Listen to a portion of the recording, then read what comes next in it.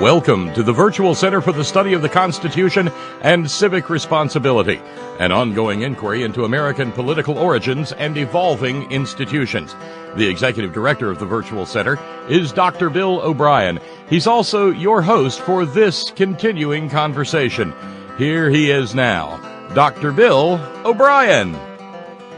Thank you, Bob Kincaid. Welcome to another edition of the Virtual Center for the Study of the Constitution and Civic Responsibility. Today is a Tuesday. It is the 10th day of January in the year 2017. It is a pleasure to be with you once again here at the Virtual Center. I hope that your day is going well. I do trust that it is. Some wild things are going on in the nation, of course, and the one thing that we're not going to be short of is news. That's for darn sure. Things are happening faster than most of us can keep up with them. But be that as it may, it is a pleasure to be with you again on this Tuesday. This is our second program in a row, and I do welcome you to the Virtual Center.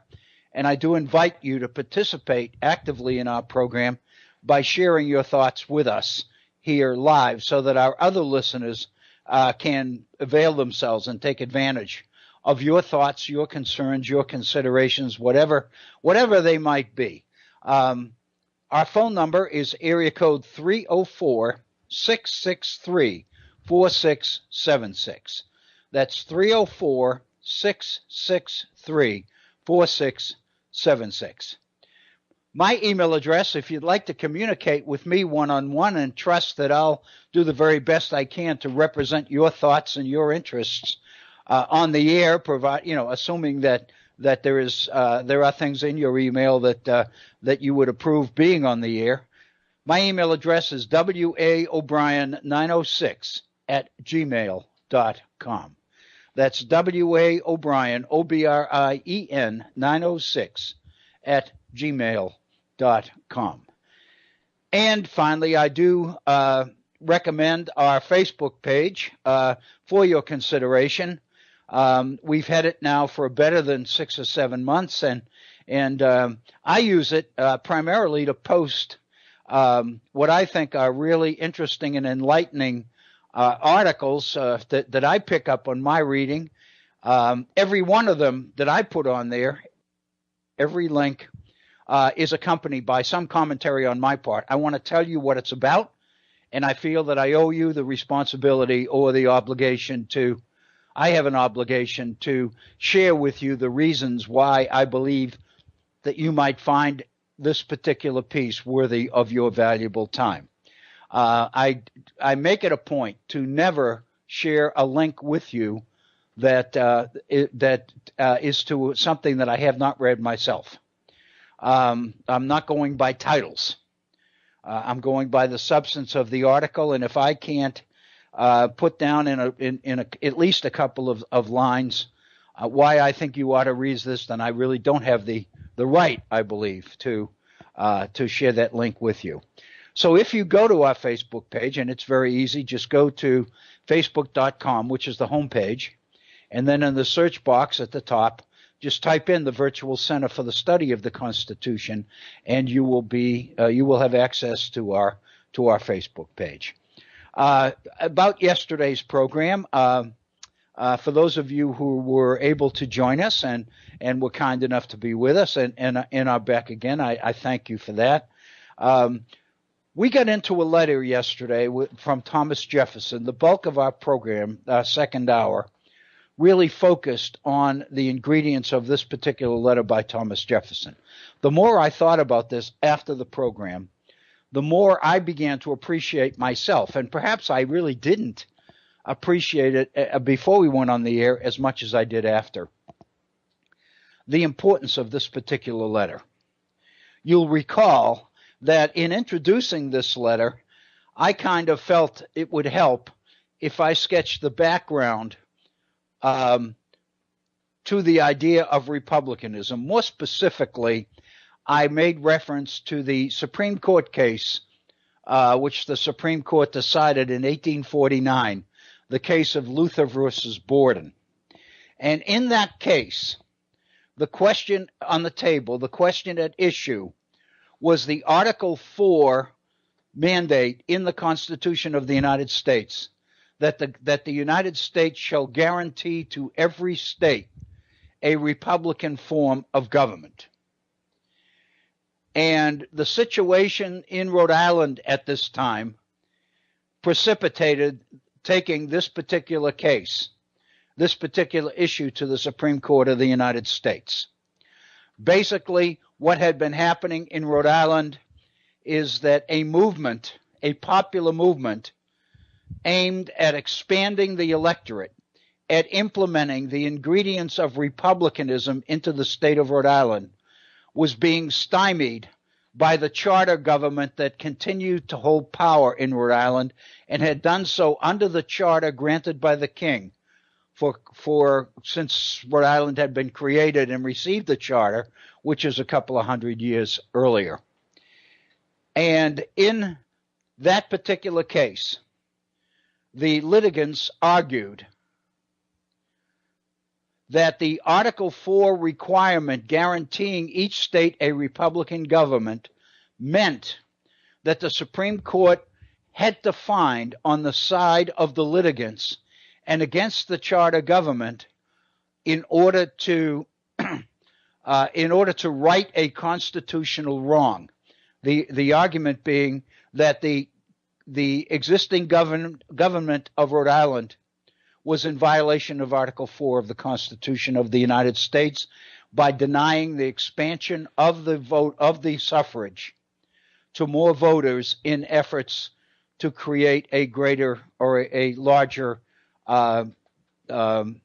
electorate and thereby to implement the ingredients of republicanism. And the most interesting thing about this case, and the reason I mentioned it on yesterday at all, was because the Supreme Court chose to not hear the case on the argument that the ingredients, the substantial, the substance, if you will, of Republican government was not a judicial matter, it was a political matter.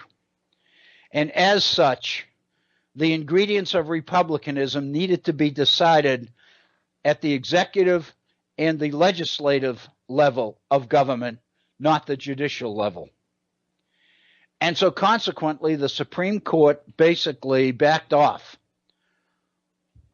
on its opportunity to articulate and define the ingredients of Republican government, which would give meaning to Article 4 of the Constitution in terms of its guarantee of a Republican form of government. The interesting thing and the most important thing here, I think legally, is that the provision in Article 4 requires the government of the United States to guarantee to each state a Republican form of government. If it had said Republican government without the word form, then the court would almost have been obligated to lay out the ingredients of what constituted a Republican government. But the fact that the Article 4 says Republican form means that the actual ingredients of that form could pretty much be determined state by state on the state level. And thereby the court was able to avoid this particular issue. The reason I saw that as a good lead-in to the Jefferson letter on the ingredients of Republican government is because the court could have gone to this particular letter written by Thomas Jefferson in 1822 in order to extract some of the very substantive ingredients of republicanism laid out by Jefferson. Of course, the fact of the matter is that there are elements of Jefferson's approach to republicanism which were not universally agreed upon by the other founders. I'm thinking specifically of Jefferson's argument that actually, I'm getting a little bit ahead of myself here, but Jefferson's argument that constitutions needed to be updated approximately every 20 years, and that consequently the people, each generation, had the right to update the Constitution in order to meet the contemporary needs, the existing needs of the people living under it at the time. And Jefferson was very, very adamant in his concern about those people who are so committed to constitutions that they believe that they can never be changed. There's absolutely no question that what Jefferson is doing here is advocating what we call a living constitution. A constitution whose interpretation, whose meaning will change as circumstances and conditions changed. This is a very controversial issue, as we know, because conservatives in today's world are very, very adamant that what we really need to do is adhere to the intent of the founders at the time the Constitution was written. And the implication of that is that if the meaning of the Constitution changes as time goes on, then in effect, if the courts in decisions, in interpretations of the Constitution are making these changes, then what we're dealing with here is the threat or the danger of judiciary lawmaking, of judges making law rather than legislatures. And so there's a real contradiction here, and an important one. But my point yesterday was that it is very, very important to understand this particular element, this particular background, because in this letter of 1822, Jefferson lays out in pretty specific detail the ingredients of republicanism. His focus, for the most part, is on the state of Virginia, is on the Virginia Constitution. And in the letter, he talks very specifically about the various ingredients of the Virginia Constitution and points out that when he writes in 1822, it is his position that the Virginia Constitution violates more of the tenets of republicanism than it adheres to. And in the course of going through that Constitution, Jefferson lays out his sense, his feelings as to what the Republican approach to that particular issue would be. In this letter, Jefferson expresses his faith in the people's ability to direct the ship of state, to guide frequently elected representatives who take their marching orders from the people who elect them and govern accordingly. And the idea is, by requiring these representatives to stand before the people and be accountable on a regular basis, frequently, then what you do is you prevent the possibility that government will move out of the range and control of the voters. Jefferson believes that this process of constant interaction between the people and government will do a lot of things for republicanism. For one thing, it will build a sense of patriotism. It will create within the citizenry itself a sense of ownership. A government that is really responsive to the will of the people and the concerns of the people is a government that will attract more and more people to participate in it. And that's really the essence of republicanism. The other factor, of course, is that as more and more people participate actively in government, these same peoples feel the need to become better informed. that in effect what we are seeing is not only the expansion of the electorate, but also the increase within the electorate of an understanding of current affairs. People who participate actively in government because government is responding to that participation become better informed citizens. Jefferson's feeling is that all of these things interacting and working together build the essence of Republican government. That's the detail. That's the substance that Jefferson lays out in this particular letter on the issue of Republican government and the needs for it. What Jefferson points out is that in the state of Virginia at the time, he begins with the executive branch, then goes to the legislative branch, goes to the judicial branch, goes all the way down, and basically points out example after example where the Virginia Constitution is violating the principles of republicanism. And basically in every one of those areas, Jefferson proposes the solution of finding ways to trust the people and bringing them more directly into the process and making government more accountable, more responsible to the people who are living under that government. That, it seems to me, is the essence of republicanism, and the court could have, in 1849, could have resorted to this particular letter, and I made the comment yesterday that if Antonin Scalia had been on the court in 1849, he probably would have insisted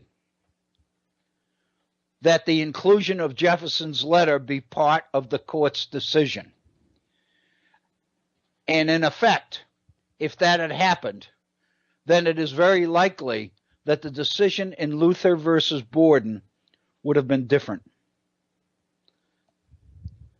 Because if the court had used the substance of Jefferson's letter, it indeed would have found for the litigants, because it would have defined much more precisely the ingredients of Republican government.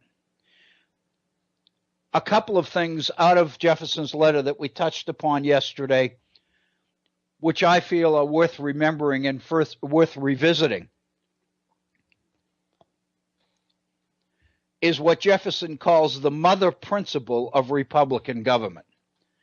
This he refers to as the mother principle. And of course, what he means is this is the essence or the substance of Republican government as he envisions it. And that is, and he has the following quotation: governments are Republican only in proportion as they embody the will of their people and execute it. Governments must embody the will of the people and must execute that will. I think we'll remember that in one of the Federalist Papers, and I'm not going to basically take the chance on giving you the wrong number of the Federalist paper, but in one of the early Federalist Papers, well, it's not early, actually, I believe it's number 49 now that I think about it, James Madison takes issue with Jefferson on this particular matter, and that is the extent to which government must reflect the will of the people and execute it. Madison makes the point that when reason, logic,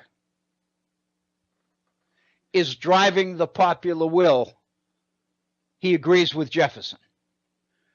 When reason and common sense is guiding the will of the people, then Madison believes government has a responsibility to abide by it and to, as Jefferson says, execute it. But when the passions of the people, Madison says, are guiding the will of the people, when the people have been caught up into a fad, are being led astray by a demagogue, and are doing things that really don't make sense rationally according to common sense, then it's government's responsibility to not execute it, to not abide by the will of the people. And Madison makes the point at the end of that particular Federalist paper that government has a responsibility to respond to the will of the people when reason is informing that will. But when passion is guiding the people, government has a responsibility to lead the people. In other words, government follows the people when reason is dictating the will of the people. But when passion is dictating the will of the people, government cannot afford to follow that will. Jefferson says in this particular letter,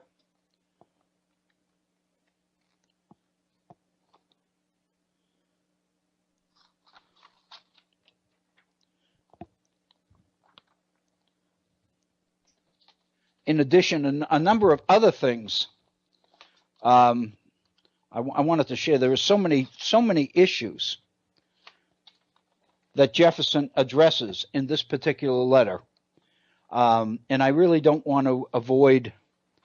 I don't want to eliminate any of them because they are all so good. Jefferson says, in implementing constitutions in order to better or more closely subscribe to the ingredients of republicanism, Jefferson says it requires more than anything that you follow the principles of republicanism. And of course, he laid it out when he made reference at the beginning of the document to what he calls the mother principle of Republican government, which is the government's responsibility to respond to the will of the people and to execute it. That, Jefferson says, is the mother principle. Later in the document, Jefferson says, only lay down true principles and adhere to them inflexibly. Do not be frightened into their surrender by the alarms of the timid or the croakings of wealth against the ascendancy of the people.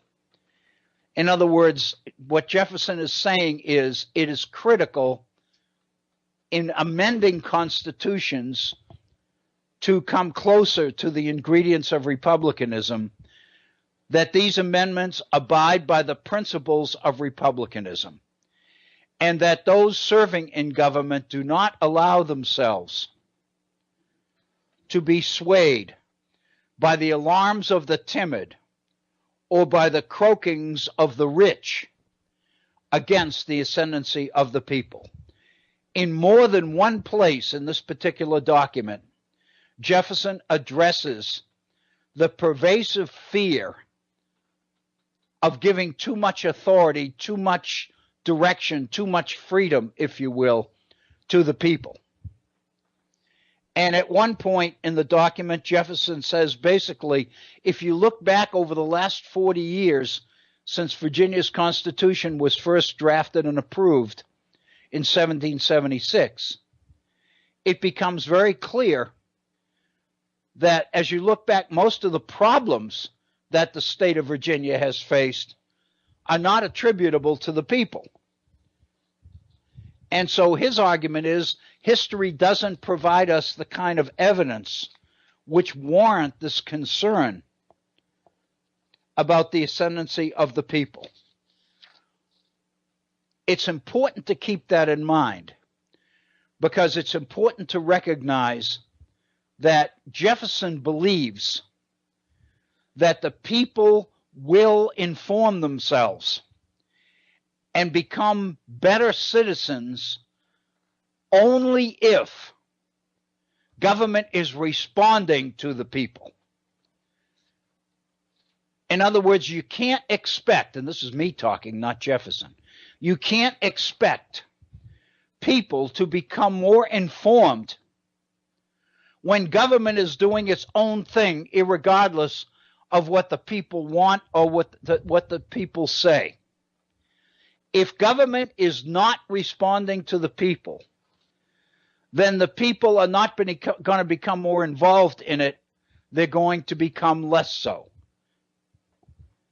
So in a sense, it's important to recognize that all of these things must work together. You can trust the ascendancy of the people because you can assume that the people are going to become more informed and better able to make decisions affecting the direction of government.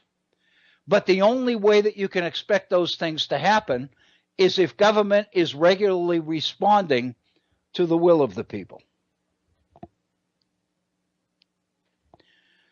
Jefferson says the true foundation of Republican government is the equal right of every citizen in his person and property and in their management.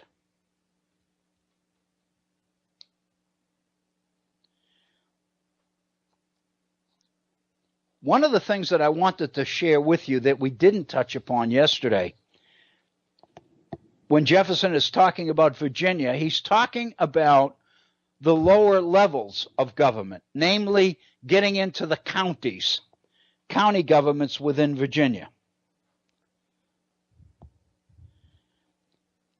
And this is what he says: the organization of our county administrations may be thought to be more difficult, but follow principle, and the knot unties itself. In other words, if you adhere to the principles of republicanism, it's not really that complicated. Divide the counties into wards, Jefferson says, of such size as that every citizen can attend when called on and act in person. Ascribe to them the government of their wards in all things relating to themselves exclusively. A justice chosen by themselves in each, a constable, a military company, a patrol, a school, the care of their poor, their own portion of the public roads, the choice of one or more jurors to serve in some court, and the delivery within their own wards of their own votes for all elective offices of higher sphere, will relieve the county administration of nearly all its business, will have it better done, and by making every citizen an active member of the government and in the offices nearest and most interesting to them, will attach him by his strongest feelings to the independence of his country and its Republican Constitution. I would suggest to you that that sentence is golden in terms of what it says. What he is saying is that by dividing counties up into wards and bringing government close enough to the people that the people can actively, physically participate in it, then Jefferson believes this is what you will accomplish. A justice chosen by themselves in each ward, a constable, a military company, a patrol, a school, the care of their own poor, their own portion of the public roads, the choice of one or more jurors to serve in some court, and the delivery within their own wards of their own votes for all elective offices of higher sphere. All of these things together will relieve the county administration of nearly all its business, will have it better done, and by making every citizen an acting member of the government and in the office nearest and most interesting to them, will attach him by the strongest feelings to the independence of his country and its Republican Constitution. The way you build patriotism, the way you create an active citizenry, an involved citizenry, an informed citizenry, is to do everything that you can to bring them actively into government itself. And the way you must do that is you have to basically reduce government down to its lowest common denominator. You need to bring decision making as close to the people as you can possibly do it.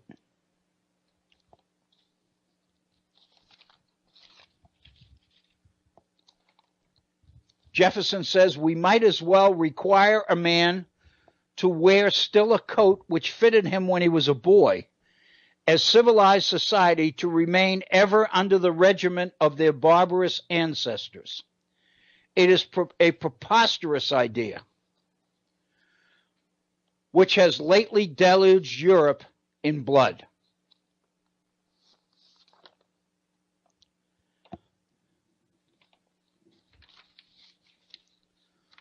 I jumped ahead of myself there, and I apologize.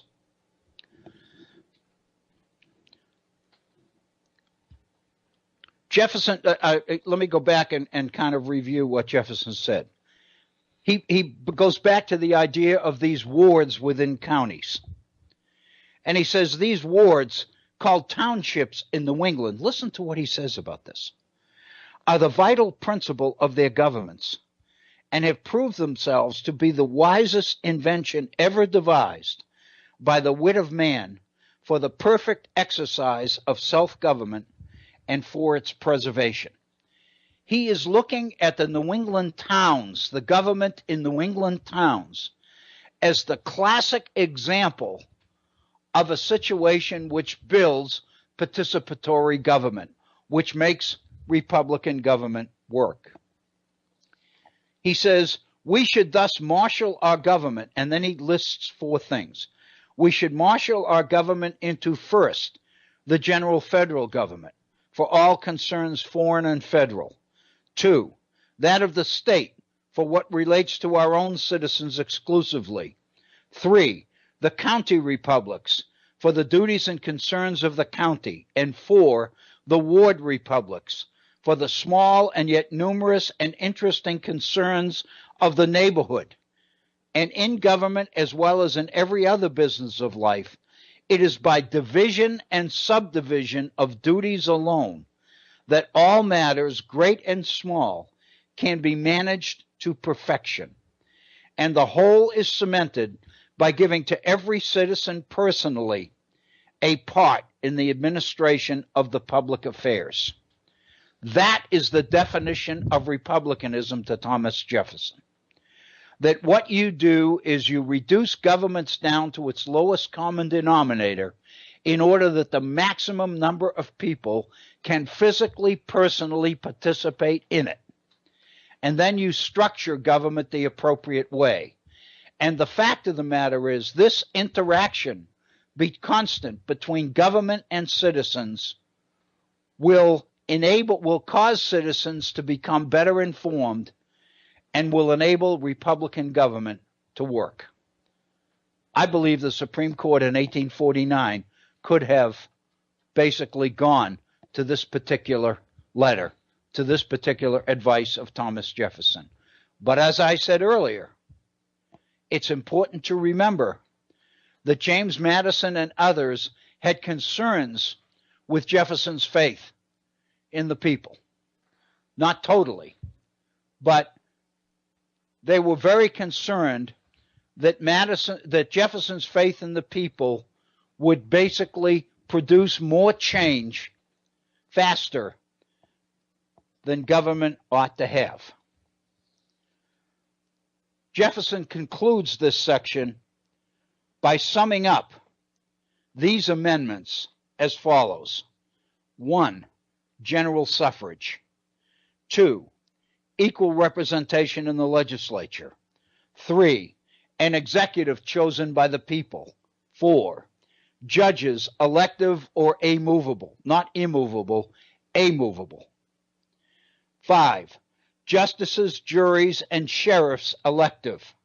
6, ward divisions. And 7, periodical amendments to the Constitution. It was this idea of periodical amendments to the Constitution, updating it regularly, that gave Madison some concerns and precipitated his writing in Federalist number 49. There's absolutely no question then that Jefferson in this letter makes the case for what we call a living constitution. It's probably the best case for the living constitution you can find, because it is based on the principle that each generation should not be constrained or restrained by decisions and priorities of previous generations, but rather that each generation ought to have the liberty or the flexibility to update the Constitution in order to meet the current needs of the society. There's one other element in this particular letter that I wanted to share with you, because to not share it would basically, I believe, not be honorable. This particular section is one that many conservatives, fiscal conservatives, will point to. It's the basis of Jefferson's argument about the best governments are small governments. More particularly, it deals with debt. And it deals with government responsibility to minimize debt in order to promote maximum flexibility and freedom of citizens. Jefferson says, I am not one of those who fear the people. They, and not the rich, are our dependents for continued freedom. And to preserve their independence, we must not let our rulers load us with perpetual debt. And of course, I know that conservatives would jump all over this because of the current question related to the size of the deficit. But let's see what Jefferson says on this, and then maybe we can come back and talk about it. So Jefferson says, I'm not one of those who fear the people. They, and not the rich, are our dependents for continued freedom. And to preserve their independence, we must not let our rulers load us with perpetual debt. And this is the way Jefferson elaborates and explains that particular consideration. We must make our election between economy and liberty, or profusion and servitude. If we run into such debts as that we must be taxed in our meat and in our drink, in our necessaries and our comforts, in our labors and our amusements, for our callings and our creeds, as the people of England are, our people, like them, must come to labor 16 hours in the 24, give the earnings of 15 of these to government for their debts and daily expenses. In other words, the more debt there is, the higher the taxes are that the people must pay to meet those debts. And that means that people must work more and more and more, and more of what they make will go to government in taxes in order to meet that debt. So Jefferson says what will happen is that our people, like the people of England, must come to labor 16 hours in the 24, give the earnings of 15 of those 16 hours to the government for their debts and daily expenses, and the 16th, being insufficient to afford us bread, we must live as they do now, on oatmeal and potatoes. Have no time to think, no means of calling the mismanagers to account, but be glad to obtain subsistence by hiring ourselves to rivet their chains on the necks of our fellow sufferers. In other words, once we become so heavily taxed that we're forced to work more and more and more It's no longer possible for people to be informed voters. It's no longer possible for Republican government to work, because instead of informed citizens guiding government, informed citizens are too busy working in order to make enough to pay their taxes and their expenses. And the result will be a form of slavery. That what people will end up doing is being glad to obtain subsistence by hiring ourselves to rivet their chains on the necks of our fellow citizens. We're going to be basically participating in enslaving our own people for a salary. Our landholders, too, like theirs, retaining indeed the title and stewardship of estates called theirs, but held really in trust for the treasury. People may think they own their land, but in reality, if the debt is too high, the treasury does. They don't. They don't even own their land.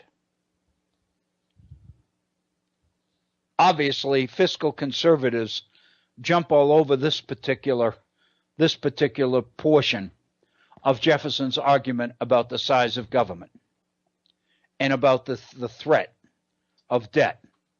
Let me mention one thing here that I think those who tried to use Jefferson in this particular situation overlook. This particular issue within Jefferson's letter follows an extended discussion of implementation for Republican government.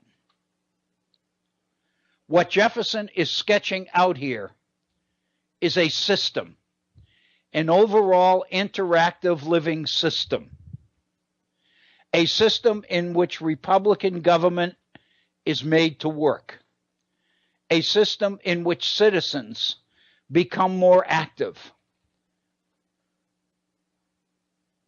and consequently more informed. All of this requires an active citizenry, not a citizenry that is so deeply in debt that it can't concentrate on anything else but where its next paycheck is coming from. If you take that debt issue out of context, out of the context of Republican government within which it appears, you basically end up misinterpreting Jefferson's message.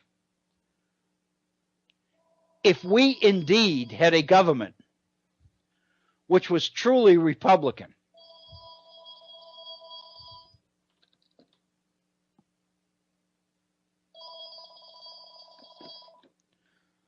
I have my home phone ringing, and I am not going to answer it. I don't even know who it is.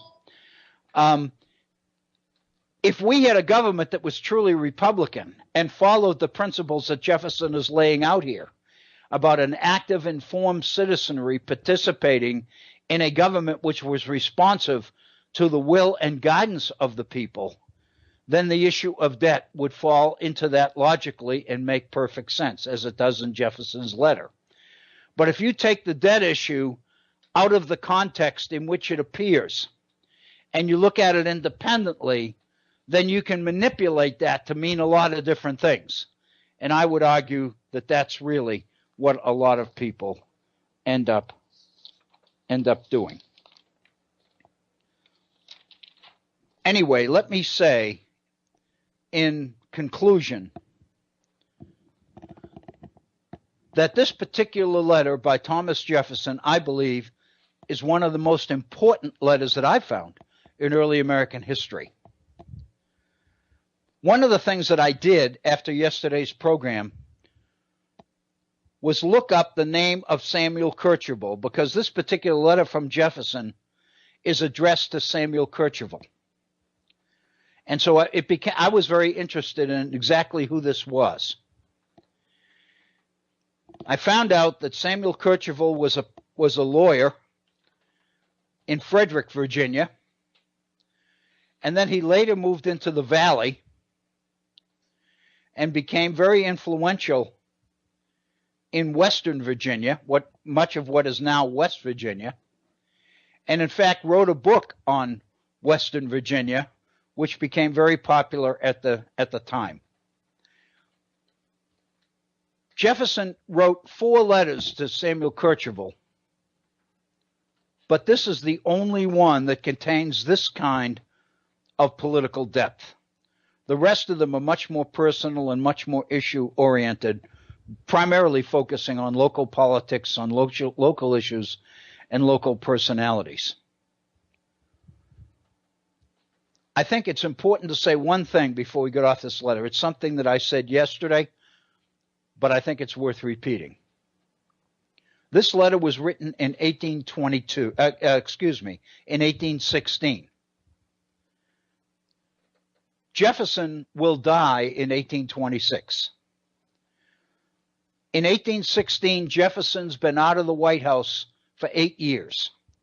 Jefferson was president from 1800 to 1808. So this is 8 years after he's left the White House. He's retired. He's out of active political life. What that means to me is that I think we must conclude that as Jefferson nears the end of his life, this view of republicanism is what his education and his experience have led him to conclude. In many of Jefferson's earlier writings, I think we can attribute much of what he says to speculation. I believe, and this is why I really admire the genius, the desire to know, and the creativity of Jefferson. I believe that Jefferson is constantly growing. He's constantly expanding. And he's wrestling with some very complex issues and principles. And I think within his early writings, sometimes you find a bit of contradiction within him. And I think that contradiction is explained for the most part by concluding that he is learning, he is growing, he is asking questions, he wants to know more, and he's open enough that if he finds out new information that he didn't know before, which contradicts what he believed before, he's more than willing to adjust his views and his beliefs. I say that as a compliment to Jefferson. But I also think that this particular letter, written in 1816, is something different. This basically reflects Jefferson's conclusions. By this time in his life, I believe Jefferson has pretty much nailed down what he thinks about republicanism, about Republican government, and about the best ways to bring it into practice. I think this is an incredibly informed letter. Before we came on the air today, just a few minutes before, Bob Kincaid and I were chatting. And Bob had raised the question and made the observation, and it's a correct one, that I was probably putting the program, today's program, together this morning. So chances were that I hadn't had the chance to follow the confirmation hearings of Jeff Sessions before the Senate committee. And indeed, that's true. I had not. And Bob made the point that the newly elected Republican senator from Nebraska, I believe Sassy, made the point that a lot of the trouble that we're having in the country is driven by the lack of civic education in this country. I know Bob told me that because that's something I've said before more than once here at the Virtual Center. I believe that. I believe the very title of this program the Center for the Study of the Constitution and Civic Responsibility suggests the reality of the situation, that being a citizen in a republic carries with it important and serious responsibilities as well as rights. And I don't believe that one is any more important than the other. I think they both work in tandem. I too believe in the importance of civic education. But the reality is that as I think back on the history of education in this country, one of the things that becomes very clear is that the reason civic education went out of fashion in our schools is because to a large degree, civic education in this country became almost a joke. Basically, what civic education curriculum guides and textbooks was set out to do was to manipulate the views and beliefs of young people, was to convince people of things that any thinking person would realize were not and could not be true. Citizens were being given fables and fabrications under the guise of civic education. If civic education was taught by going to the primary sources, by looking at what the founders said about many of the issues that went into the creation of this government, of this republic, I think civic education would be and is a necessary addition to our curriculums, to our school curriculums. I believe that very, very much. But I think what you see in this particular letter of Jefferson is both the promise and the danger of civic education. The danger is if you take some of these things out of context, if you take this particular quotation or that particular quotation out of the context in which it was originally written or originally spoken, then you change the meaning. Not only do you change it, but you change it in ways that you can manipulate it into meaning whatever you want it to mean. I think Jefferson's comments here about the dangers of debt is a perfect example of that. If you take that out of context, then you could say that there's evidence that Jefferson believed you had to keep government small, that government really couldn't be involved in the kinds of things that government has become involved in, because government's principal responsibility is to avoid debt, is to balance the budget. It's that kind of thinking that is driving the desire for a balanced budget amendment to the Constitution of the United States. But the reality is, in today's world, a balanced budget amendment on the national level would make it impossible for government to respond to the public interest, to respond to the real needs of the citizenry in this country.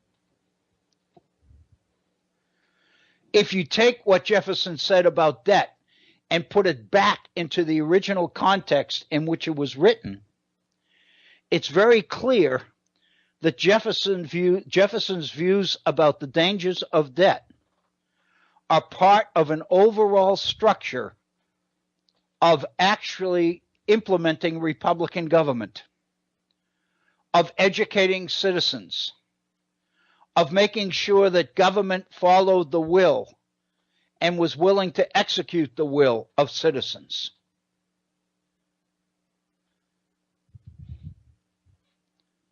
That's the context in which Jefferson wanted to limit debt. Only by limiting debt, Jefferson said, can you limit the amount of time people must work in order to meet the demands of that debt. And the more they are required to work to meet debt, the less informed that they can become, the less active and involved citizens they become, the further out of their reach and out of their view government moves. And in a sense, you have the kind of gap between what government is doing and what people want that unfortunately has become the reality for much government in this country at all levels. So again, I think if civic education really focused on this particular, on primary sources, and if you took them in the context in which they were written rather than out of context, you would be really doing a service to the implementation of Republican government in this country. I really believe it's a reform that we need to make. I will welcome your comments, your response to this particular issue. I think that Jefferson has rendered us a service in this particular letter. I think he's done things that too many of us don't like to point to because we really don't like to think about giving more and more power to the people. I think this is kind of almost a transition into a different subject. But I think that's one of the concerns that many people are feeling right now with the impending inauguration of Donald Trump. I think what people are beginning to recognize is that somehow, some way in this country, the least qualified, the least informed citizens in this country somehow were able to choose the President of the United States. And that the most informed, most educated citizens, those that have been directing the government for forever, find themselves in a state of shock and fear as a result of what this means. I don't think that's necessarily wrong. I think what's missing is the civic education that needs to accompany it. Republican government without civic education opens the way for demagogues. And I think we are experiencing the realities of that playing out right before our eyes. I really believe that. At the beginning of yesterday's program, I made reference, because it was Monday, and this just happened on Sunday evening, I made reference to the comments at the Golden Globes by Meryl Streep in reference to President-elect Trump, and more specifically to the comments he made in which he mimicked and literally ridiculed a disabled American. And what she made reference to was the cruelty and the inhumanity implied by that particular scenario. That in reality, probably the most important part, the most powerful part of her message was that even going beyond the ridiculing of that particular individual, what you were doing was unleashing the possibilities of more of that kind of inhumane treatment of one citizen against another, especially aimed at those who tended somehow to be different. That in effect, by condoning or witnessing a person in power with all the leverage, with all the power on his side, to ridicule another, especially when the person who did it was a candidate for the most powerful office in the land, what you were doing was potentially giving license to other people to do the same kinds of things. You were basically opening the spigot of hate and inhumanity in this country. The worst aspects of bigotry that resided in so many of us. You were basically giving license to bring it out. And it's happening. In the introductory portion of this morning's hearings for Jeff Sessions, the vice chairman of the Senate committee, Dianne Feinstein, spoke directly about the concerns, the dangers, and the fears of so many people in this country. She mentioned that 400 different civil rights groups had expressed to members of the Senate their fears and their concerns about this particular administration scheduled to come into office.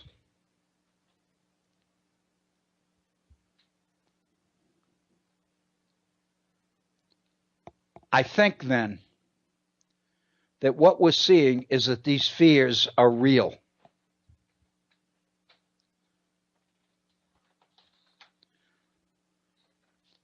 Let me share with you an article that appears in today's New York Times by Roger Cohen, who's a regular columnist for the New York Times, based on this particular Meryl Streep presentation the other night at the Golden Globes. And this is Roger Cohen's opening sentence. Donald Trump will become president next week because a sufficient number of Americans have had it with confining, tiptoeing, politically correct forms of speech and interaction favored by liberal elites on the coasts who believe they hold a monopoly on wisdom and the only key to progress, unquote. Let me read that again.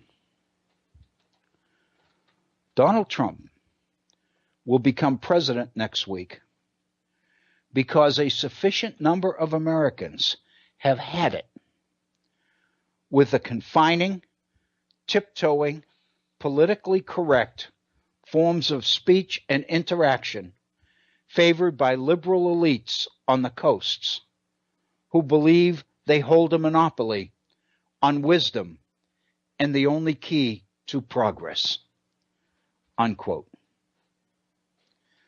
Basically, what Cohen is saying is that the issues which are responsible for Donald Trump getting elected are not the economic issues that many people assume they are, but they are rather cultural.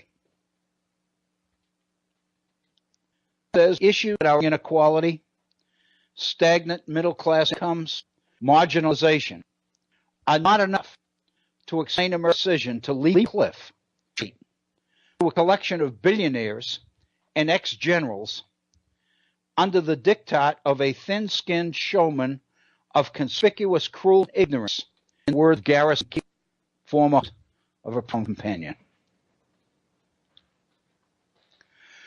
Basically, what Cohen is raising is the question or the possibility that the economic issues which many people attribute to the election of Donald Trump are really not the story. That the story is more cultural. It's more difficult to pin down.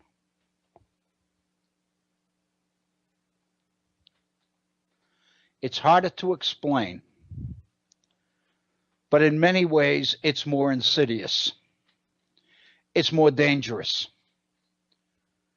Because you can make economic reforms, but these kinds of reforms driven by arrogance, elitism, a sense of privilege, and the negativism toward others who are not up to this particular caliber of life, are much more insidious and much more dangerous and much more difficult to do anything about.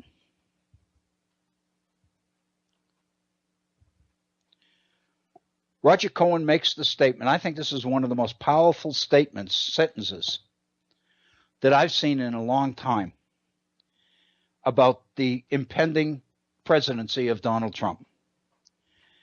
If the world was anchored by America, it is about to be unmoored. The implication of that sentence, if the world was anchored by America, it is about to be unmoored. The implication of that sentence is incredibly powerful and incredibly dangerous, because it suggests that the real issues that drove the election of Donald Trump, to the victory of Donald Trump, are much deeper and much more insidious than any of us believed. That in reality, the economic issues, the inequality, people's inability to find the job, the stagnancy of middle-class incomes, the fact that so many people were being rendered useless, and many of the things we talked about here at the Virtual Center, all of them are important. But Roger Cohen's sense is that they aren't really enough to produce the change that all of us are about to see.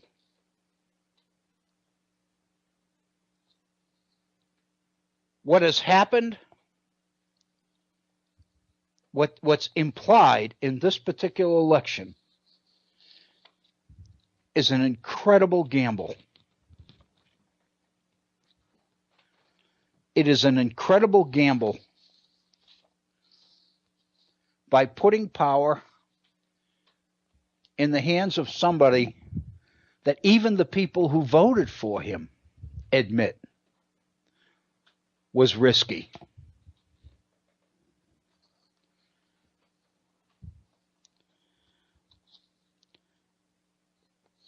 In my paperwork here, I have an issue that I want to, or a comment that I want to focus on if I can lay my hands on it. But as I'm standing here right now, I can't do that. Wait a minute, I think I have.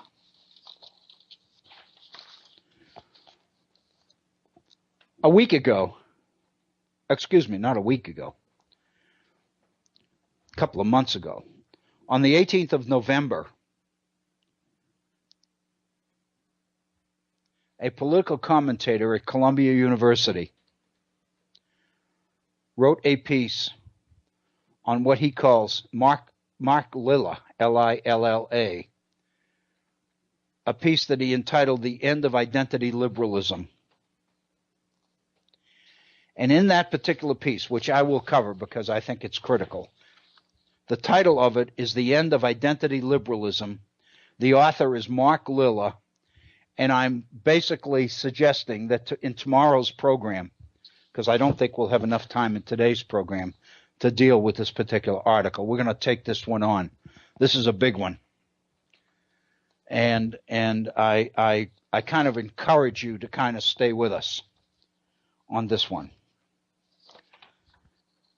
But in this particular article by Lilla, he identifies something that he calls the white lash thesis.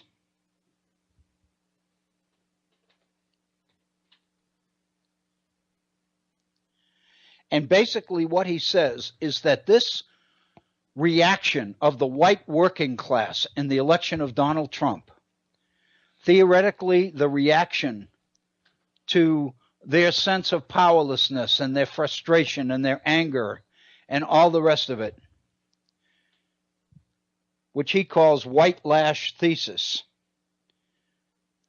Lilla believes is more a dodge for many people, a psychological cover, than it is anything else, especially than it is an effort to come to grips with the real issues. This is what Lilla says.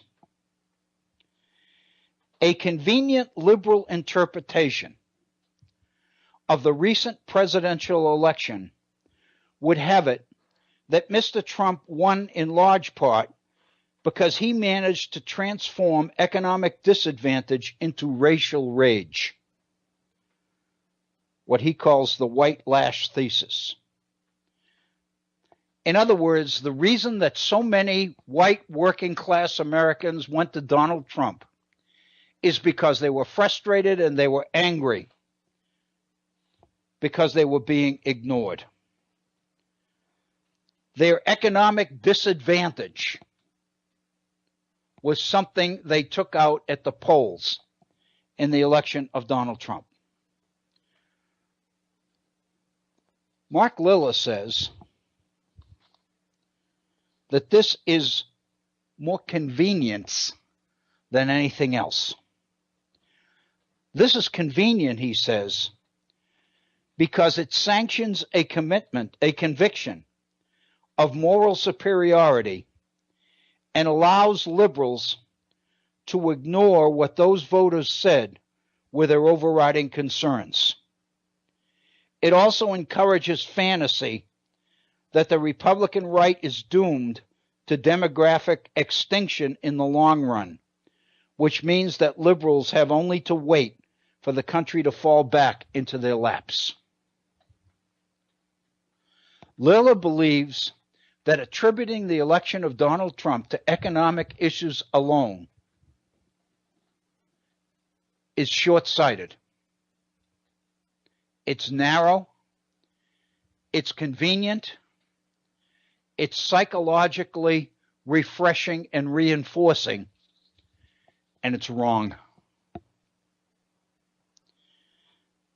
Lilla says the white lash thesis is convenient because it absolves liberals of not recognizing how their own obsession with diversity has encouraged white rural religious Americans to think of themselves as a disadvantaged group whose identity is being threatened or ignored.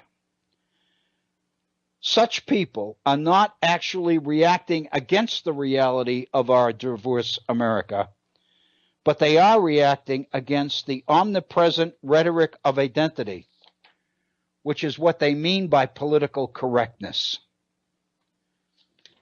And then Lilla says something else that I really want people to think about. He says we have to remind ourselves that the first identity movement in American politics was the Ku Klux Klan.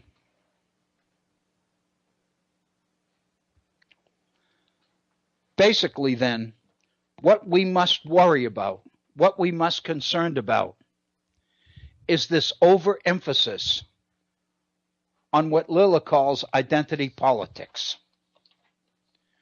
What we have begun to do is to focus on the things that make us different, one from another, than the things that make us alike, on the things that separate us rather than the things that bring us together, the things that build community. As uncomfortable as I found much of this article, I've spent much time reflecting on it, and I finally had to conclude that there's more in this article to take to heart than I wish there was. There's so much of this article that's true and valid than I wanted to believe. Just before we went on the air today, just before 1 p.m. Eastern Standard Time, I came back from the Rotary meeting, and the television was turned to the Fox Sports channel. Specifically, to the Sports Conversation program, the daily program. It's on every day from noon to 3 on Fox Sports. Hosted by one Colin Cowherd from Los Angeles. Colin Cowherd used to be on ESPN. He used to have a morning show from 10 to noon, 10 to 1, I believe. And he resigned from ESPN about a year ago and went to Fox. And he has the same show, but instead of being based in Bristol, Connecticut, he's now based in Los Angeles.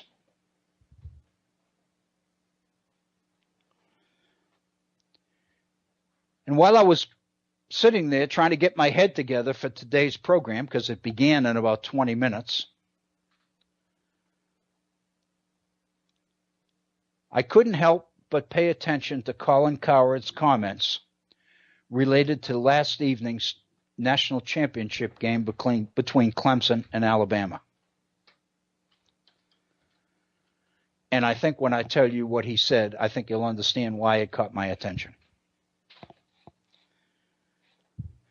He was talking about sports and the popularity of sports and the importance of sports and the degree to which sports unifies us rather than divides us. I don't necessarily believe that, but be that as it may, this is what he said. He was talking about the cameras panning the crowd at last night's game in Tampa. And he talked about how real and how human sports was. He talked about the faces of the Clemson crowd as well as the Alabama crowd. He talked about the joy on the Clemson side at the end of the game and the tears on the Alabama side. And he basically made the statement that the reason sports is so positive in this country is because it's so real. It's so human. It's so important to what makes America great. He made a negative reference to that period some years ago when situation comedy on television drew larger audience than sports, and how significant it is that now the audience for sports is bigger than the one for situation comedy. His conclusion: situation comedy is pretend. It's not real. It's fantasy. Sports is real. It's human.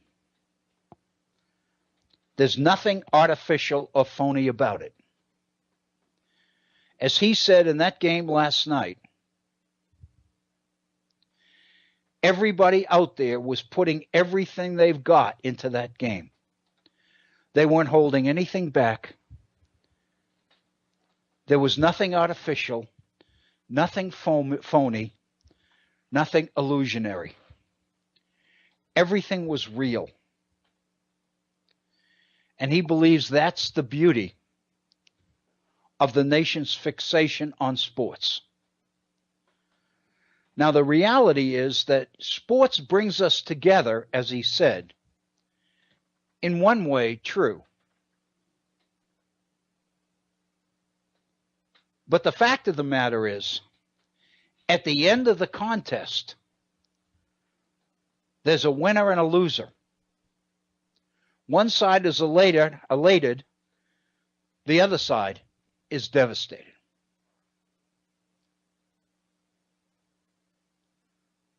But the issue that caught my attention was his comment about the issue that sports brings us together.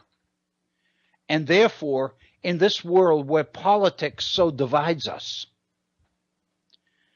it's critically important to look to athletics because athletics unifies us. Since I knew that in today's program, I was going to be addressing something very similar to that, I couldn't help but pay attention to what he was saying. And in the few minutes it took me to turn off the television, get my cup of coffee, and walk into the studio here in order to connect for today's program, I couldn't think of anything else but the last thing I heard, which was Colin Cowherd's comments. And you know what I thought of? I thought of Rome, the Roman Republic. I thought of the period when the Republic fell. I thought of Imperial Rome. I thought of the games in the Colosseum. And I thought of the role that sports played in Roman history. How all of these citizens of Rome were brought into the Colosseum and given an opportunity together to participate in the games between the Lions and the Christians. And to actually make the decision with a thumbs up or a thumbs down on the death of some of the participants. In other words, allowing citizens to actually participate in major decisions. And how diversionary that was for the society as a whole. And how popular it made government look to the people who were in that crowd. I remember reading about the emergence of intercollegiate athletics in the 19th century in the United States, when many of the Ivy League schools, Harvard and Yale and Princeton and Cornell and many of these others, Dartmouth, fielded competitive sports teams. And the communities at large would swarm to the stadiums. The fact of the matter is, at that time, there was no pretense that these athletes were students. They weren't enrolled at Harvard and Yale and Princeton and Cornell and Dartmouth.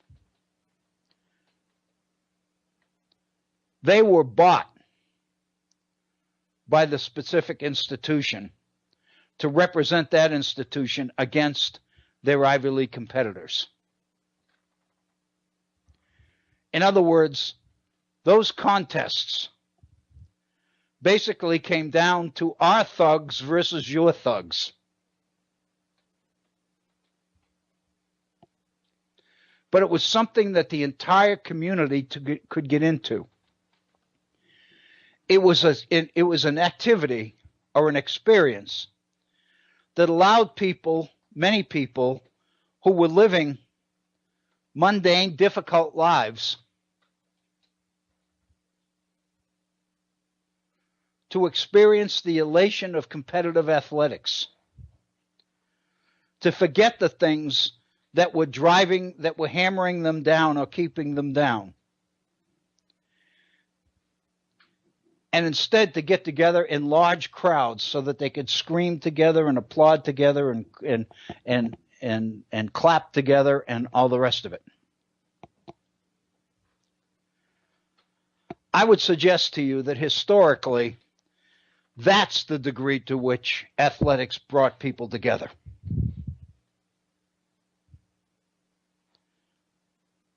Back to Mark Lilla.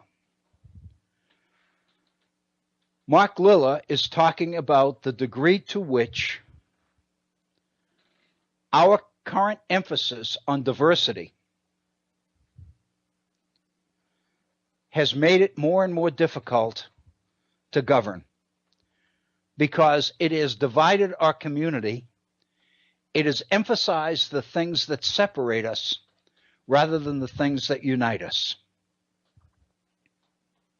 I know we're getting close to the end of our program. In fact, we're a little bit less than 3 minutes from the end of our program. Let me just make one comment, and then we can pick up on this when we come together again tomorrow. One of the things I was thinking of in this particular context, I know many of you have seen the advertisement for the website called Ancestry.com, which gives people the opportunity, I know you've seen the advertisements, to go back and check their roots. Find out what the DNA is. Find out, for example, that even though they thought they were Italian, they were really East European, or they were really part Native American or something like that, and what that meant to their heritage and all of that. In other words, it's very consistent with this idea that we are emphasizing the things that make us different and make us unique, rather than the things that make us Americans.